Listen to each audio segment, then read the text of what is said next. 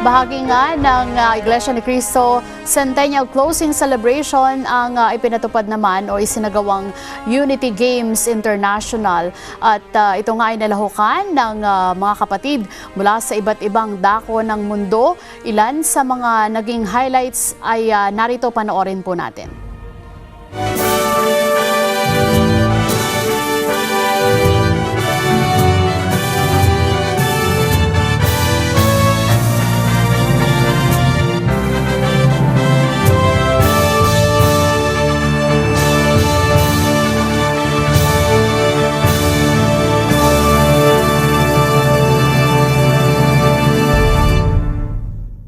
Pagsapit ng ika-100 at isang taong pagdiriwang ng pagkakatatag ng Iglesia ni Cristo, isa sa mga pangunahing tampok ay ang Unity Games International 2015.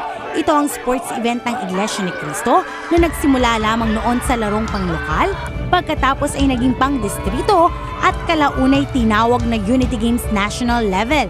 Subalit sa pagdaraos ng 101 years ng INC, mas higit pa itong pinalawak at ginawa na itong worldwide.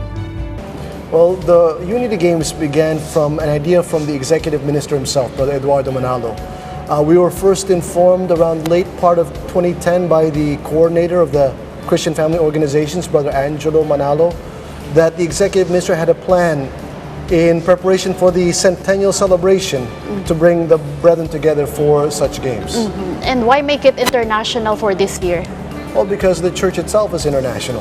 Ngayong taon, 17 bansa ang lumahok sa International Unity Games na kinabibilangan ng United States of America, Australia, Canada, China, Japan, France, Korea, Taiwan, United Kingdom, Africa, at Pilipinas.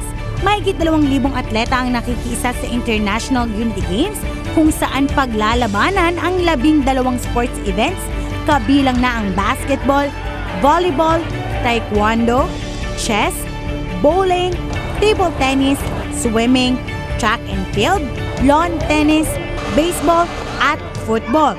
Ayon sa miyembro ng International Unity Games Committee na si Brother Joel San Pedro, mismong ang tagapamahalang pangkalahatan ng Iglesia ni Cristo na si kapatid na Eduardo V. Manalo ang nagpanukala na gawing pambuong mundo ang sports event na ito.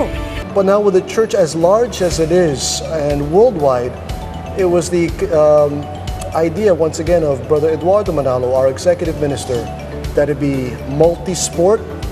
That's why in these international games you have 12 different sporting events. And as well multi-district, international multi-district. Sabay-sabay na isinagawa sa iba't ibang venues ang 12 sports activity.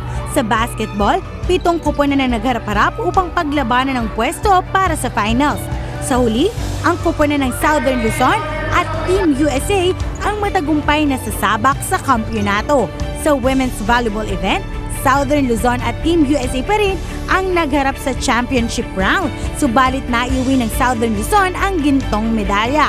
Sa long jump, matagumpay na nasungkit ni Natasha Esguerra ng Team USA ang kampyonato sa score na 4.86. Nasungkit rin ng Team USA ang gold medal sa football. Ang sabay-sabay na pagdaraos ng pambihirang sports event na ito ay isang paraan upang magkakilala, maging masaya, at higit sa lahat ay lalo pang magkaisa ang mga kaanib sa Iglesia ni Cristo mula sa iba't ibang panig ng mundo.